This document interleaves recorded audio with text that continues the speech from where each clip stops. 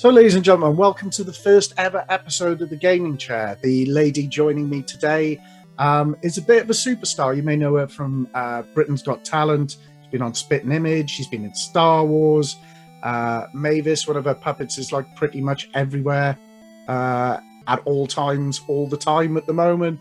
But for the Mode 7 guys, obviously Wheel of Cheese and one of our upcoming animations called Ungameland, who she does the voice for Bot. So she's a very busy lady, and I'm very lucky to have her for this evening. So everybody welcome Laura Bacon.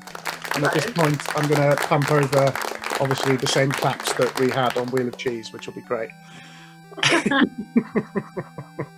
It's like going for gold. It is, yeah. So today we're here to kind of talk about each person's gaming experiences. So we've got a few categories to have a little cover at, and I'll try and keep my opinions to myself as much as I can get away with. But I have certain strong opinions on some of the games that are coming directly at you. So we're going to start off, Laura, with something from within your childhood. So we're going to go back to the 8-bit Nintendo Entertainment System. What is your first choice? My first choice for 8-bit. I mean, I actually started playing 8-bit quite late. I'm always late to the game with everything. Whatever game I'm playing is always about 10 years later. So I was playing a NES when everyone else had 16-bit consoles. But it didn't matter because the NES was that good. Or NES, as they say in America. Like, it was such a fantastic console, had so many games in it. I'm very biased. I'm a very Nintendo girl. So I am very, it is my favourite thing, and it's still very nostalgic. So the game I'm choosing for the NES is Mario 3, and I think it's very standard, like it's one of the world's most favourite Mario games, I believe. I think I did a poll recently on Twitter, Mario World or Mario 3, and Mario 3 just about topped it. Wow. And this game for me was when Mario just was perfect, I think. Yeah. And a lot of games, it's the music for me. Like, the music for that is so good. That's Koji Kondo again. He went a bit reggae for this one. And it introduced Raccoon Mario as well, which is just such a weird concept. I think my love for Japan maybe started coming. But my t-shirts from Japan, it says horrible time. Clearly a horrible time for Mario. And this is also from Japan. It says Triga, but the Japanese word for ghost is Teresa, so everything with Boo on it is called Teresa. So interesting little fact there. But I just love the randomness of the music. The worlds are fantastic. Weirdly, when I was a kid, I used to kill off Mario. I used to play a 2-player game by myself and kill off Mario because I wanted to be Luigi. I always preferred to be Luigi. He was green. Didn't actually look any different. I think only when they introduced the All-Stars, he had the little chin, Bruce All-Stars chin going on. But he was green. He had a green raccoon tail as well for some reason. I quite liked that. I've not noticed that before, actually. Yeah, it's very subtle. But, you know, when you're a kid, these things are important. How I'd love to go back to those times when the importance was which colour player you are, which Mario you are. Luigi is the green. But it also introduced the Koopalings. Yeah. So they were pretty cool, and they're all named after musicians. And then there's Larry for no reason. Larry. It's just such a fantastic game. Do you know what? I subscribed to a magazine called The Retro Gamer, and this genuinely blew my mind. And they did the top games of all time throughout the magazine, and people voted on it. And it interestingly goes back to the Twitter poll. And the top video game that they named of all time was Super Mario World. And I was there like, really? Super Mario World? It's not even the best 2D Mario game, you know. That was my immediate reaction. I mean, sometimes when I play it, and I still do play all the old consoles, I'm looking at them, you guys. But like, even when I played World for a while, like, this is really good. But then I'll play Mario 3 and be like, oh no, you're the best one. And then you get Mario 2, which isn't really Mario 2, it's Doki Doki Panic, but no one ever played that anyway in the West. So I had it. I did have it. I was under no.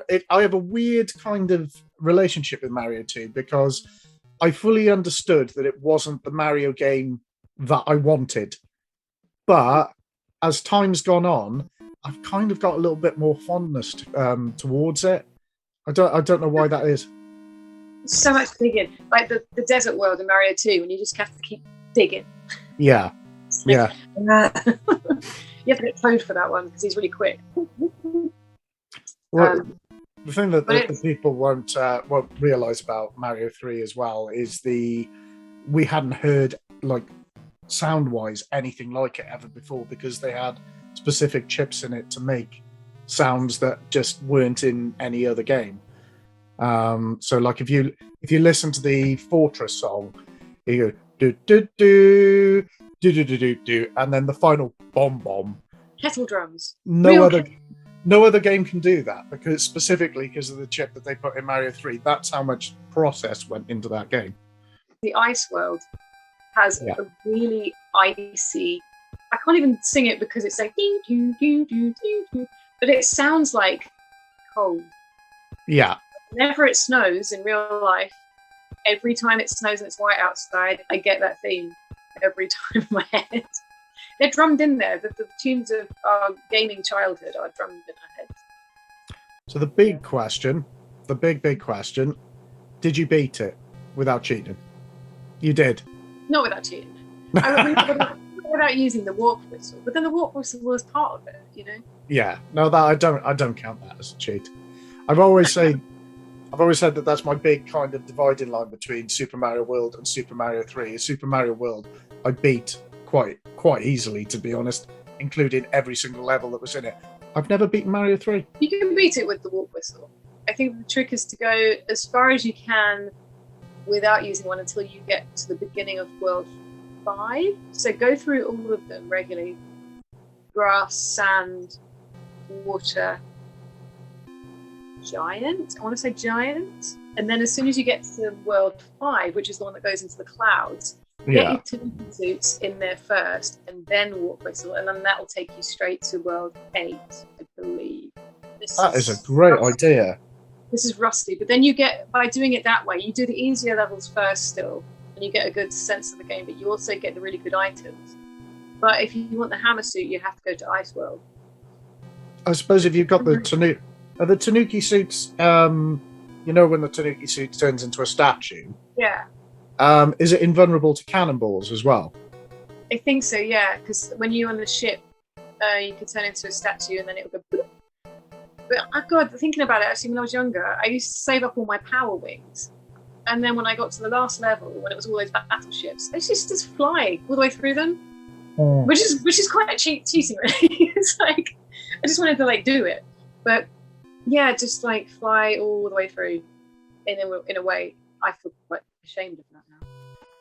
Have you ever watched any of the Mario 3 speedruns? No. Right, there's a YouTuber called Summon Insult. I think he's done Mario 3, must have done. But honestly, the speed at which these people get through a game, which I haven't beaten and I regard as being quite difficult, I always find that frightening. The frog suit, that's another thing about Mario 3 is the costumes. I love the frog suit and the hammer suit, which you only get in that one level. It's really rare to get the hammer suit. It's such a shame you'd get it, and then if you bumped into like a Goomba or something, like, no, my hammer suit, and that was it, that would be gone. Yeah. The Mickey, obviously. And of course, the Goomba shoe. Yes. That. What a wasted power-up that was. Yeah. I think that was one level.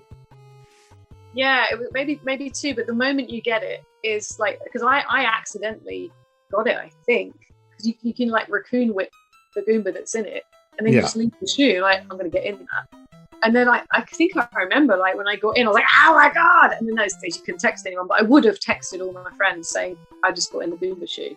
How cool. Yeah. It's one of those games, isn't it? You could literally talk about it for hours, couldn't you? You know, all the intricate things, even down to sort of like the random coin ship that appears if you do the right things in the right order. It's like a little Chinese junk, isn't it? It just like appears. The games. I used to have magazine called Club Nintendo. Do you remember that? Yeah. Club Nintendo had a retro edition once, and they had all the they had every map of every card game, flip game. So every time I used to get to the card game, I knew by flipping a few cards, so I could get all the items to match it up with the magazine. I was actually thinking about it. I did cheat quite a lot. Thinking about it. I had all the items. You had to with those games. You had to with those games, or you would never survive. Save. There was no continue in those games. No, I think the continue came after the All Stars on the SNES. Yeah. So originally, yeah, you couldn't save. That was it. And nowadays, you've got the Super Nintendo or NES Classic, and you can just save it whenever it is that you want it to get. You know. Kids have no idea. They don't. They don't. They'll never appreciate the pain that we went through to get them to where they are now. Yeah. I feel like I want to say that naturally for this entire interview, whatever you want to call it, I would choose all of the Zeldas, because that's my jam. Like every Zelda game is my favourite, but I think on this occasion I'm picking out certain ones that mean something or stand out to me. Yeah, and I know that obviously you were the person that introduced me to Nintendo World Cup, which is another game that I'd literally never heard of. So good. It's so ridiculously good. First time I played it, I got so badly whooped. It was unbelievable. I hope you were drunk. This is the best drinking, like, especially if you have a 4-score where you can play with 4 NES controllers. I'm just going to flip between saying NES and NES. Yeah. And on bumpy ground. If you play on bumpy ground, everyone just falls. I can't even explain how funny this game is until you just go play it. Everyone go play Nintendo World Cup. And you can even play as West Germany. It's that old. Well, that was the thing, though. I think where I went wrong is I thought I was in control of all the team, and it turns out I wasn't. I only have ever played that as a football game. So when on the rare occasion I play a real football game, I'm like, no, why am I everyone? I want to be Dave. They all have names. So it was like Dave was the American one and Tony. My favourite team was Mexico, because when they did their magic kick, it always went in the goal. So you could win, I think, ridiculous scores, like 56-0, and it was just like, you can just keep doing magic kicks, and they go, boop, boop. Once you've perfected the magic kick, you just can't lose. It's so much fun. Brilliant stuff. So moving on to the 16-bit era, and this is a really interesting one, because you've gone Sega. What have you gone for? Controversially, now I never actually owned a Mega Drive, so I only played this on my cousins, and I've chosen it because it was the first ever game that I witnessed violence, like proper violence, and jumping on a mushroom or whatever. But this was like proper blood, and it's the Immortal. Is it the Immortal or the Immortal? I think it's the Immortal. Immortals, I think. Was there an S? Is that, okay. I think there's an S in there. I may be wrong. I never owned this game. I never owned it. So I used to most of the time I just used to watch as well. I never actually really played it. But back in the day, before I even became a gamer myself, like I say, I'm quite late in the game. I used to just watch my cousins, and I was fascinated because, for one thing, it was 3D, and I think it possibly was like the first 3D game that I saw. And I thought the graphics were amazing, but yeah, it's really eerie, and that the music isn't like an obvious sort of tune as well. It's very atmospheric, and he died all the time, like he did in Safety, but he proper died all the time. Yeah. But have you played it, right? I haven't played it. I'd heard of it, and then I looked it up, and I was like, whoa, what it reminded me of, because it's isometric 3D. And I was like, this reminds me of an NES game called Solstice, mixed with Battle Chat. That's like oh my god, Solstice is still the hardest game I've ever played. Yeah. Utterly ridiculous. Yeah, that used to drive me crazy. But I think I have like PTSD from the game. And it was brutal. But going back to the Immortal, Immortal, you were an old man as well. You were a wizard, but it was the bit where the first sort of scene, I think, or the first level, there would be those worms straight out of Doom. coming out with the 3 thingies, exactly the same. And for the first time, I saw pixelated blood. So I was like, oh, wow, that's amazing. And I thought that was really cool. And then we got to the bit, I say I wasn't playing it, I was just fixated on it. Yeah. The battles with the goblins and the trolls. Oh my god! So the first, it's sort of I suppose like in an RPG sense. So you bumped into a goblin that walked into you, and then you had this whole battle scene, and you just had to alternate slaying each other, and it used to make these horrible noises, and the blood used to spurt out of your blades. And at the end, I guess it was like in a Mortal Kombat finish him kind of thing. But every time you killed a goblin, it was a different way. So one of the ways was, because he was a wizard, he used to put his staff on the goblin's head, and the goblin's head just like got bigger and bigger, and then exploded. And his brain was everywhere. And then my brain, when I was really young, when I was watching this, I was like, "Wow, it's amazing." Yeah. And there was one, I think probably the worst one was where he got a knife and he cut the goblin all the way down from the head through its body. And then it's like one side of the body just flips over the other one, and the sound effect was like, and then like just guts everywhere. Yeah, and another one, I think one of the trolls, you slice through the middle, and the torso just falls forward, and all the intestines come out. Again, it's like really pixelated, but like in those days, you didn't really. That was the best graphics you could get, and the sound effects and the blood and the gore, and I was like, oh, this is amazing. So that's why I picked the Immortal and not Donkey Kong Country, which probably was my favourite. But the Immortal had quite an impact on me. And I like to include the Mega Drive, because everyone's like, oh no, the SNES is better than Mega Drive. They were both good. SNES is better than Mega Drive. But they both were very, very, very good. And sometimes, I also had a friend, we would just swap sometimes. We'd just want to swap consoles for a week. And we'd just swap consoles and games for a week. And it was really fun just to play Mega Drive for a week. I was going to say, when you picked a Mega Drive game, I was like, "Ooh, were you one of those fancy pants people who had both of them?" No. I dabbled, and I'm happy to say that I enjoy both, Yeah. And I'm not too precious about it, but I think it's whatever you grew up with. And the Mega Drive was just that little bit more edgy. But I like to think of Nintendo as it's like the cool nerd that doesn't need to prove itself to its cool friends. Yeah. It's just so friggin' weird that it just keeps to itself. Kind of like Japan. They're so cool. It's such a cool country that they don't need to prove themselves. It's quintessentially Japanese, and I never realised at the time, because I think when I was little I didn't really understand that Nintendo was Japanese. You just play the games. Yeah. But I think now realising it, it's like no wonder, as a nerd, nerds enjoy Japan because it has got that. Have you been?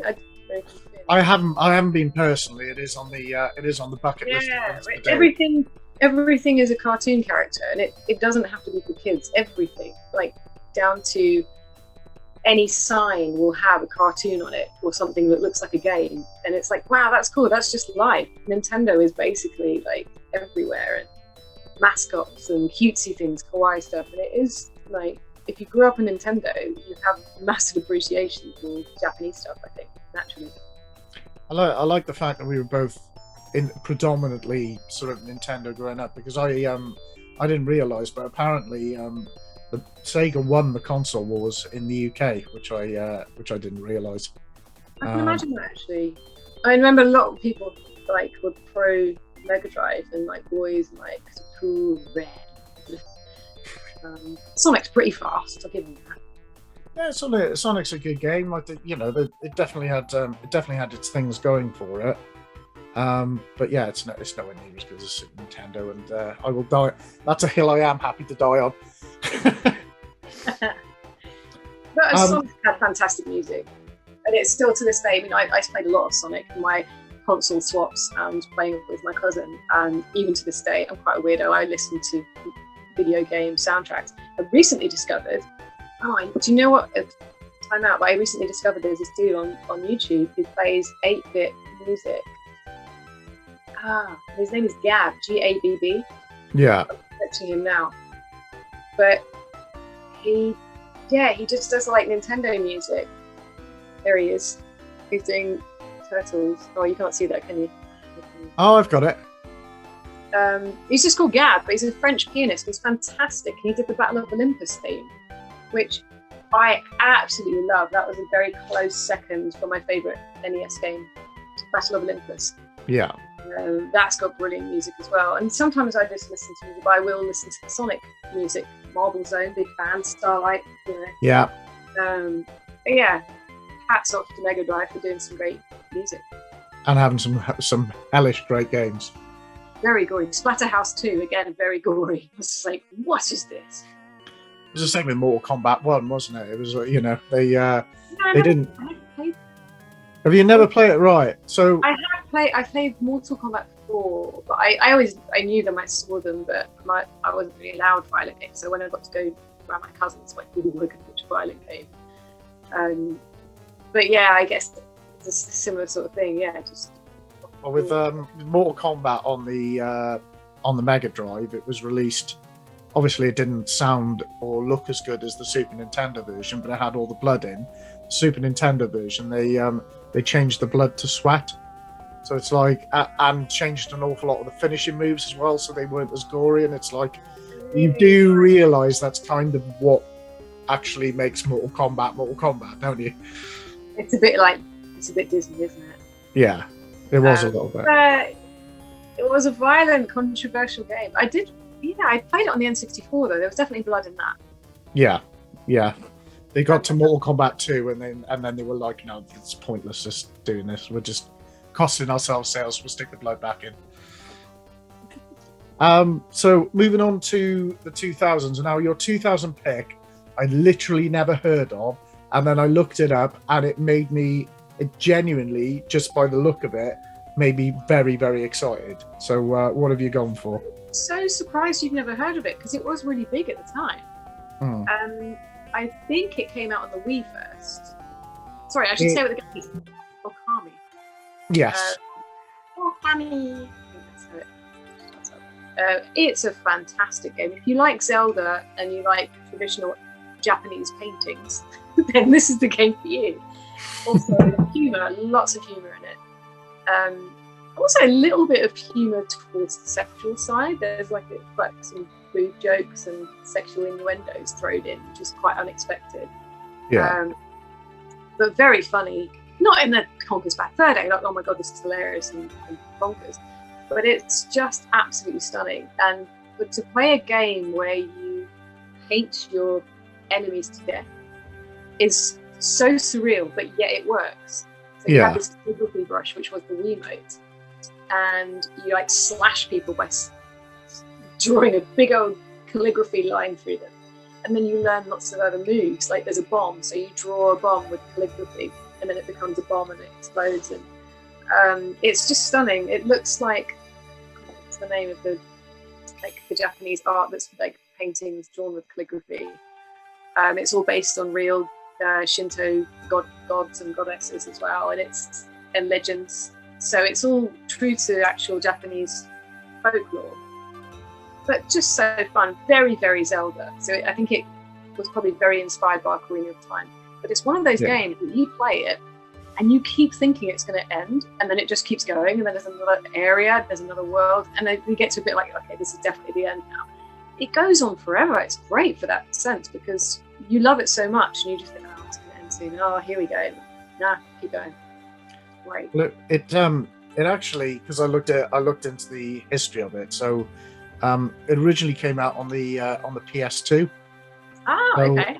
So I looked up the original PS2 release of it, because there's been a HD remake in the interim. So it must have come out at the same time then as the Wii one, the PS2. The Wii one came out slightly later. It did come out slightly later, and there's a big reason for that. But I wanted to have a look at what the graphics were like originally, and still they are absolutely, even on the PS2, they are still absolutely jaw-dropping. And I looked at it and I was like, so basically you're the wolf out of Twilight Princess. And then I looked at the dates on it and I was like, actually, this came out before Twilight Princess. Yeah. So I was like, well, that's it look honest to God. Even if you look at the PS2 version, which I'll include in what we're doing today, and I'll do the HD version, it still looks breathtaking. It really does. I would like to get it in HD. I've only ever played it on the Wii, but naturally, in my typical way, I was 10 years late, so I played it actually fairly recently. Right. So, I think it came out in 2006. I played it in 2015, 2016.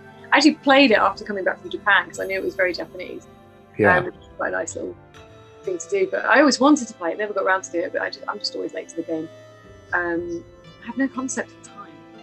But yeah, I just absolutely loved it. And I can't imagine playing it with a joypad, actually. Yeah. Thinking about it, because there's so much painting involved. So there's a whole lot of this going on. So I kind of want to get it on the Switch because you can, I don't know why I'm pointing it, my Switch is right there. So, you can hold the Joy-Cons and do all that with it. But I can't imagine doing that with a stick. They did have a sequel only on the DS, so you could draw with the stylus. It wasn't as good as it was on the DS, but it was like a straight to DVD Disney sequel.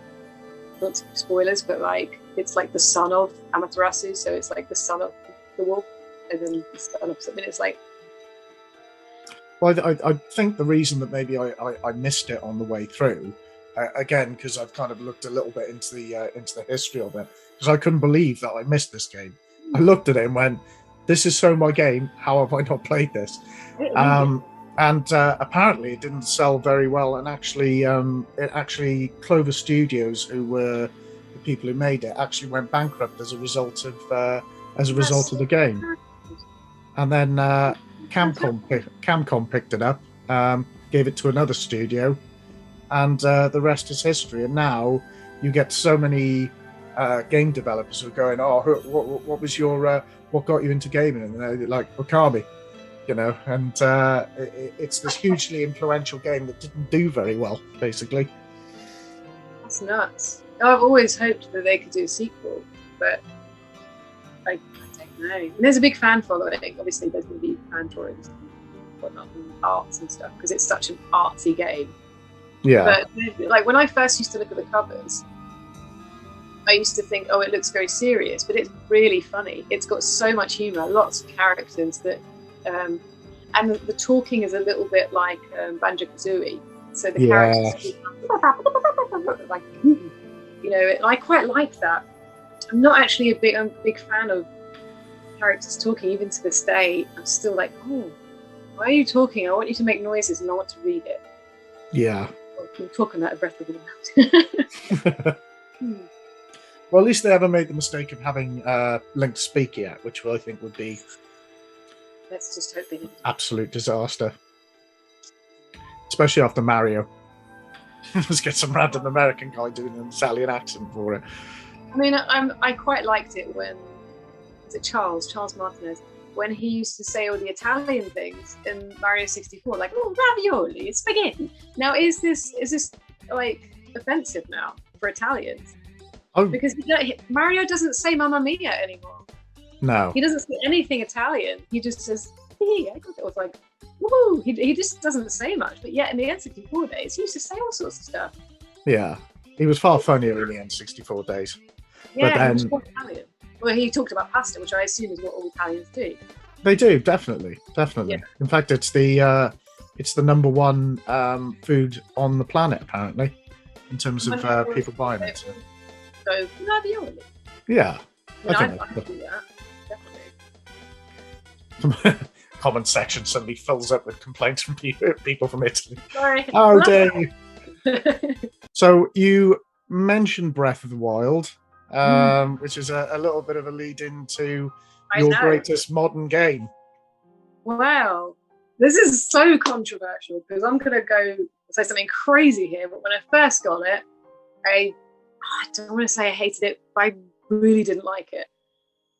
And I have reasons for that. So I'm a massive, massive Zelda fan from the very beginning. Ocarina of Time is, without a doubt, the best game of the time. It's just fantastic. It's perfect. Twilight Princess is probably the best, technically, I think. Especially Twilight Princess HD, which I recently played during lockdown. And it's just beautiful. I love the design of Link in that. That, to me, is my best Link design. But I got a Wii U. Again, controversially, I couldn't wait to get a Switch, so I got a Wii U. Even though people told me not to. And it's fine. I think people are very mean about the Wii U. I had some fantastic games. I have a Wii U. It was great. I mean, I was about to say, that's literally the game I was going to pull out. Yeah, and also, let's not forget that Mario Kart 8 first came out on the Wii U. Yeah. So it didn't. It actually on the Switch is a Wii U game. Yeah. Moved over to the Switch. So I played on that for a while, and naturally, when it was 2017, when Breath of the Wild came out, I was very keen to get it, being a massive Zelda person. But when I played it, it's just not Zelda. I was like, where's the big impact opening for the titles that you put it in and there's no music?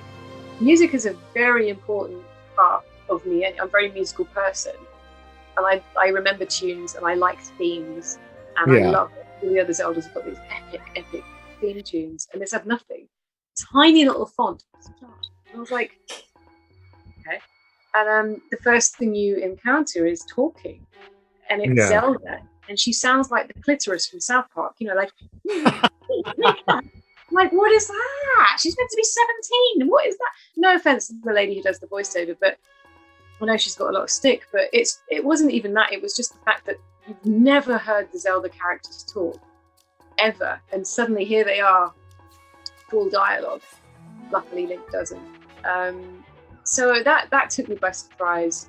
And don't get me wrong, it is the most stunning game ever. But for some reason, I couldn't get hold of just weapons breaking all the time, and dying from falling off a rock because it was wet. And I need some hearts. There are no hearts. You have to cook your dinner. How do I cook my dinner? Oh, I have to find it. I have to forage. This is like real life. And then you have to find a frying pan, and you have to cook a meal. It has to be a proper thing, not dubious food. And I was like, I can't get on board with this. And I tried, and I tried to go to a temple, one of the big monsters things, straight away. And obviously I didn't have, you're supposed to sort of build yourself up and get the hearts and do all those shrines and everything. So I kind of did it wrong. And also, now I'm going to blame the Wii U for this. I'm going to demonstrate. On the Wii U pad, you can't really successfully do arrows. It's just impossible. Right. It's a massive thing, and you're trying to like shoot an arrow. Oh, it was awful, and it just frustrated me so much. And I just put it to one side, and occasionally I'll put it on. I mustn't like this. Everyone says it's the best game ever, and I would try, and I just couldn't. Skip to lockdown 2020. Yeah, God,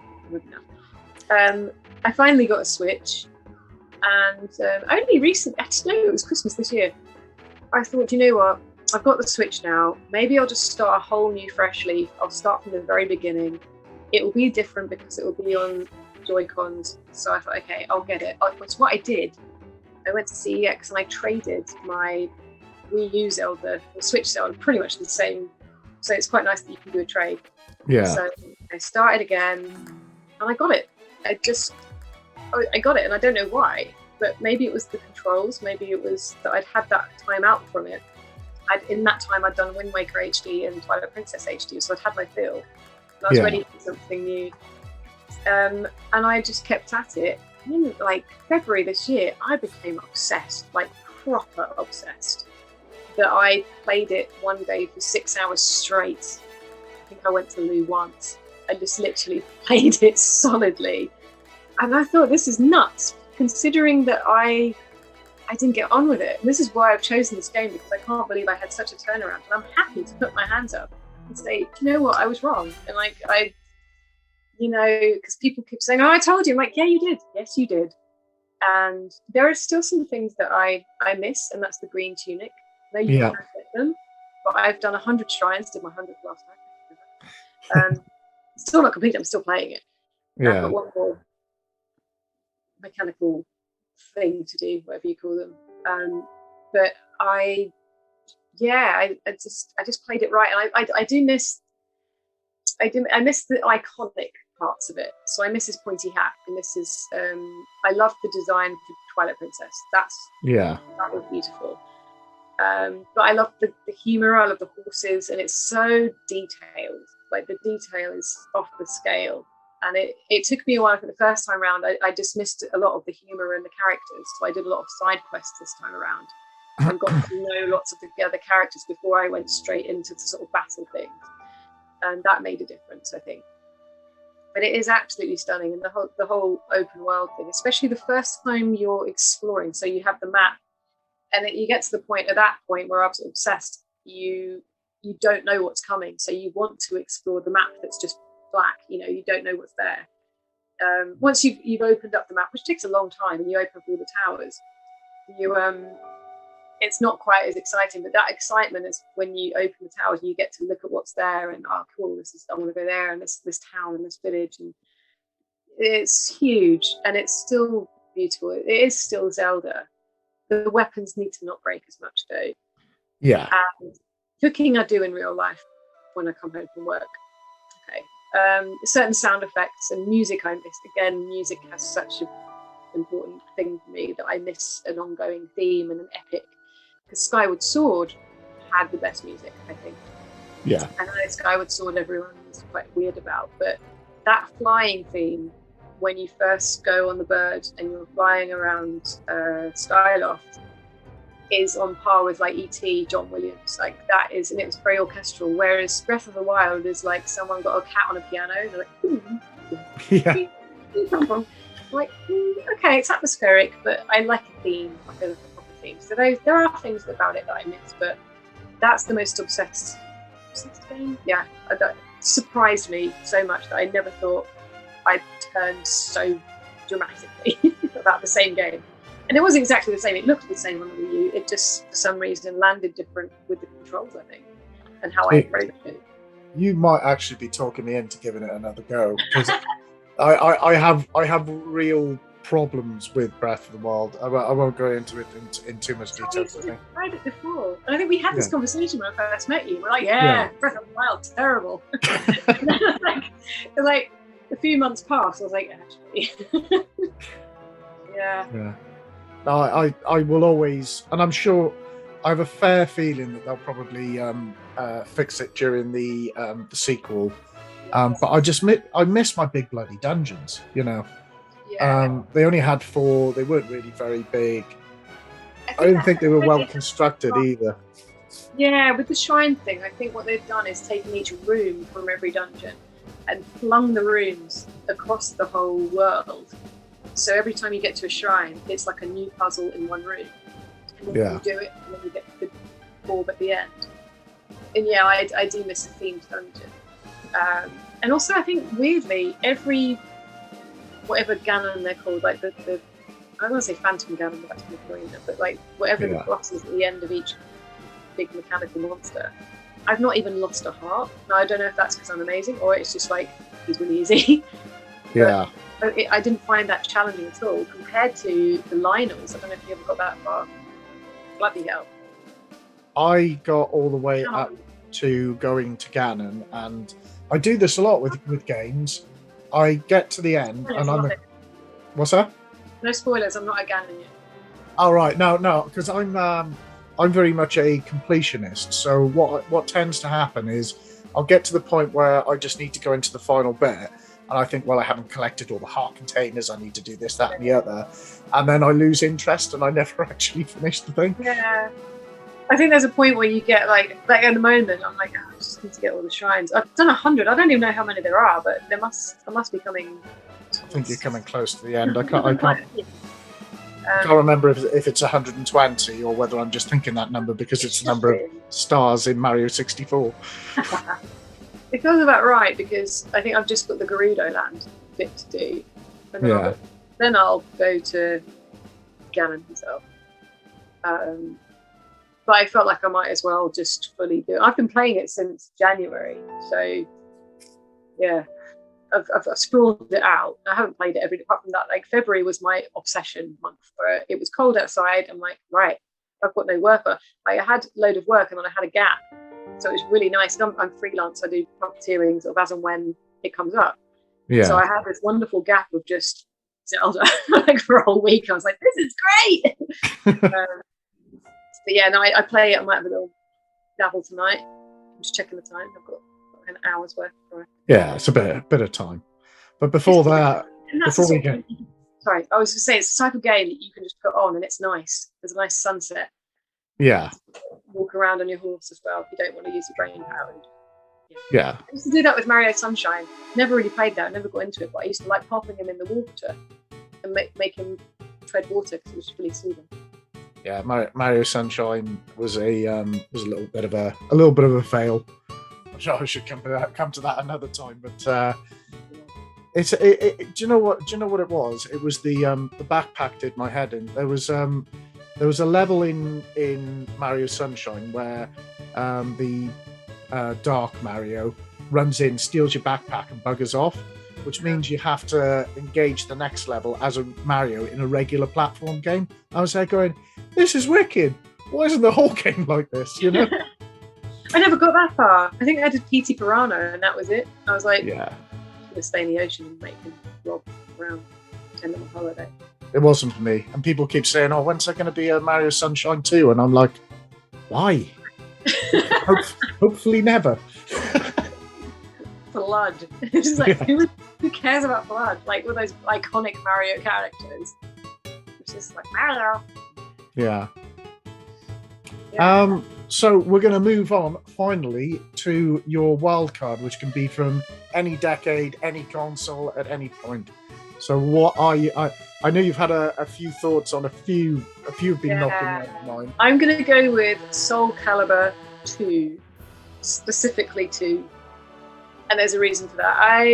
I've always been a big fan of Soul... Well, I played Soul Blade originally on the PS1, and I thought that was hilarious, because it's basically Tekken, but with blades.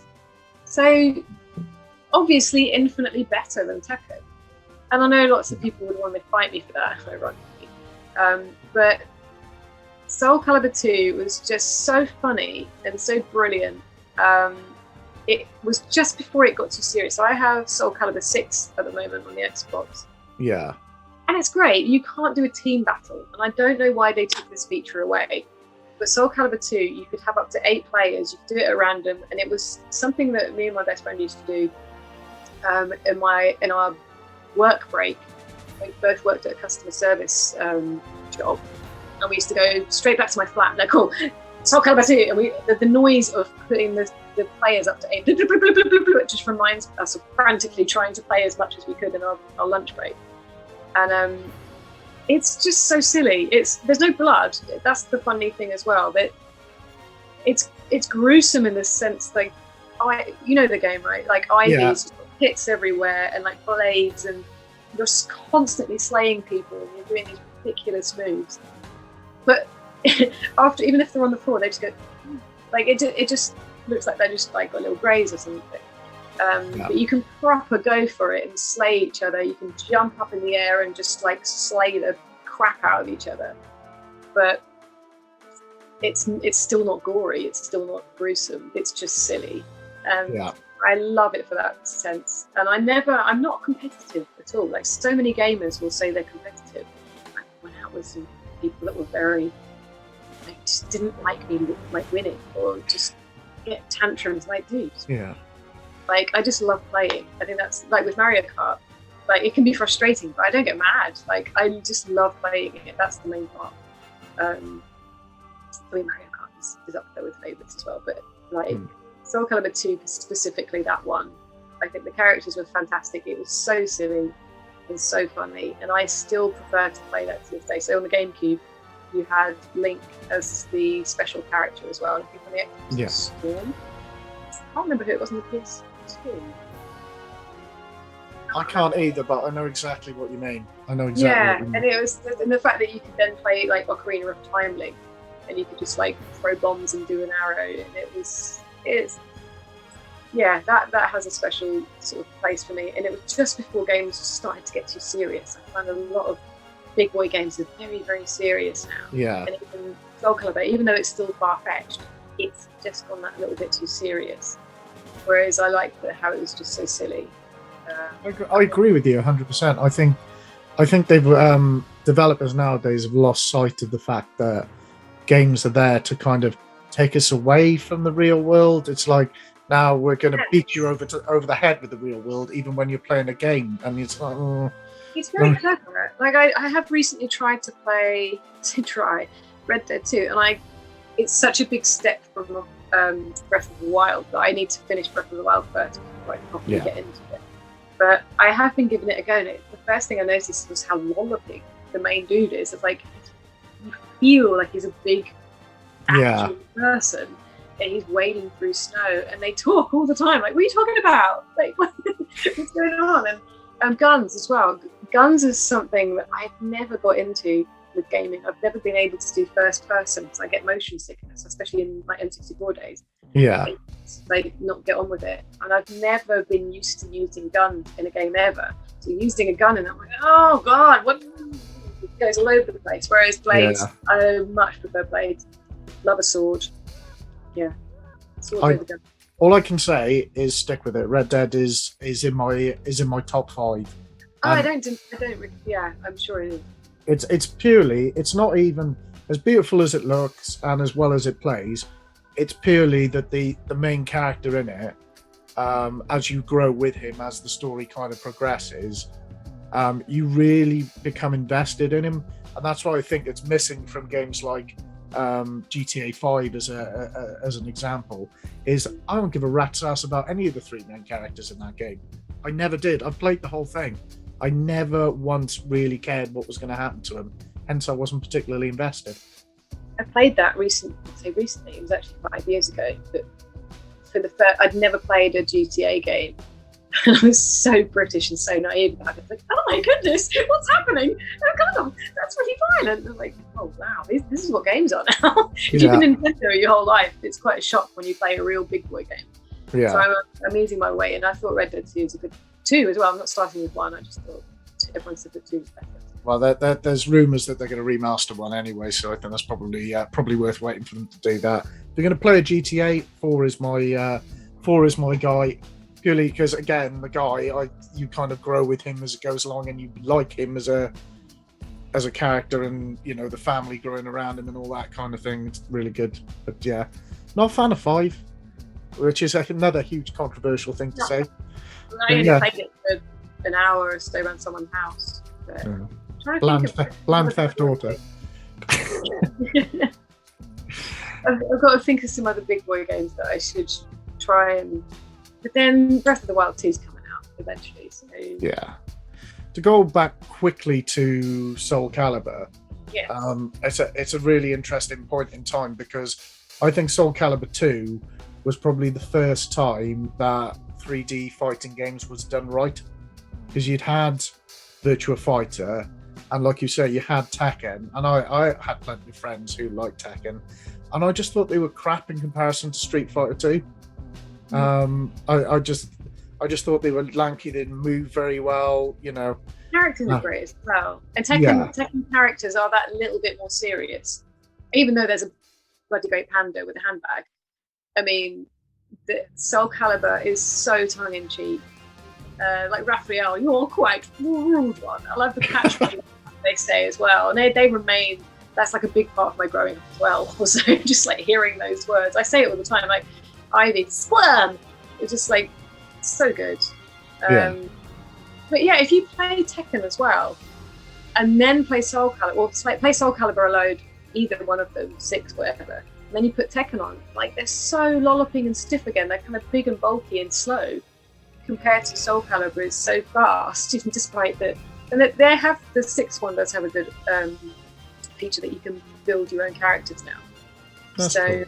You can build yourself. You can build people you hate and beat the shit out of them. So that's quite nice. So that's quite useful. Yeah. So great.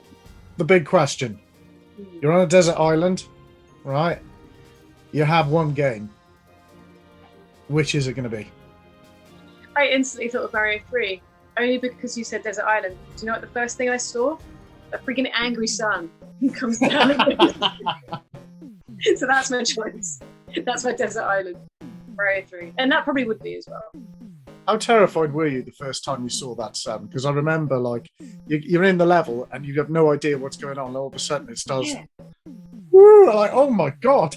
Why is he so angry? Yeah. Why is he so angry? And then, like, there was like a whirlwind as well. That was pretty tough for like a level 2 stuff. People think they've got it bad with global warming today, but they just didn't know what we went through. I'm just going to go random shout out to another good game. I love Back Sanity. One of my favourites. So good. Such a good game. Again, just like, yeah, some of it really eerie as well. But I just wanted to give a little shout out to Back Xanadu, Battle of Olympus were actually my favourites over Zelda. So even though I loved Zelda, controversially, not a big fan of Zelda on the NES. I think it's largely because I'm not a big fan of not knowing where the hell I'm going, and I totally get the idea. No, I think with Breath of the Wild, you've always got a kind of idea of what, because you're like, you've got to get to these 4 points, but there's other stuff that's going on in the middle. With the original Zelda, it was kind of like, right, keep burning 32 bushes, and eventually you may come across a hole that you can go into. And it just... Every single one of those bushes in the game. And I made a map showing which bush to burn. I did love it. I recently got diagnosed with ADHD, and I think that's the reason. My brain just did not have time for that. Yeah, slightly meticulous. But I was reading a thing, I think it's Shigeru Miyamoto, said that with Breath of the Wild, he wanted to go back to that original Zelda, to have the open land, to not know what the hell you're supposed to be doing. To say, okay, you can go there, you can also do whatever you want as well. Yeah. So I was like, okay. But I also didn't mind Adventure of Link. It's really hard. I think I completed that 10 years after I actually had it, but yeah, even that was good. But Battle of Olympus, Xanadu were some fantastic games. I miss games like that. They were just so good. Zelda 2 is the only Zelda game I've never played, and I've been meaning to for quite some time, because it does look a lot like Xanadu, so I'm there thinking I'm probably going to like this. It's probably more like Battle of Olympus, actually, yeah. But it's just got that weird, annoying thing of the map and then you go into, you hit an enemy RPG style, or you go to the town and then you play the side scrolling. If you think about it, not as a Zelda game, it's a really good game. Yeah. Bloody hard, so hard. Death Mountain apparently is horrific, from what I understand. Yeah. I think it's one of those games that I completed it never again. I couldn't go back to it. I think that's it. I don't think of anything weird that like random games. I have Noah's Ark on the NES. You've actually got Noah's Ark? There's several different versions of it, so I've got the Konami one. Right. I don't know if that's the one that's worth loads of money. Possibly not. It probably is. I think they're all quite rare. Podgy Noah, and he has to shoot animals to save the animals. Yeah. Makes no sense. I got it for a tenner in a bargain box in the late 90s, and I was like, didn't think anything of it. Terrible game, but I have it. Blimey. Well, thank you so much for tonight, Laura. It's been... I talk a lot. Honestly, I am fairly certain that I'm going to be playing Akami within a very short space of time. Yeah. I'm going to get the HD version, and because it looks so much... It's a little bit of me, as the youngsters say nowadays. It is a little bit of me. As well now, replay it. I won't get FOMO. Or just like jealousy that you're playing it again. Let me know what you think. Yeah. Yeah, I will do. I absolutely will do. And if anyone else fancies jumping onto the gaming chair, please give a little shout out in the comments, because I'd love to talk to anyone. It's nice to actually receive a little bit of an education, because I think my knowledge is quite good when it comes to games, and then Akami rocks up and I'm like, I know nothing. It's a good one. Yeah. I think you like it. So thank you very much, everybody. Go on, go for it. I just remembered that when I was playing Okami, there's a Monty Python reference in it, where one of the characters says nudge nudge wink wink. I screen grabbed it and I tweeted it to Eric Idle, and he commented on it. He was like, "Oh yeah, Japan, they love Monty Python. No wonder this was in a game." And I was like, "Ah!" And that was my birthday, and that was the best birthday ever, because Eric Idle replied to my nice. That's it. Well, again, thank you very much for coming and chatting gaming nonsense to me. It's been brilliant. But yeah, take care, everybody, and we'll see you on the next one, which we'll look forward to. Ta-da! So they're going for gold. Yeah.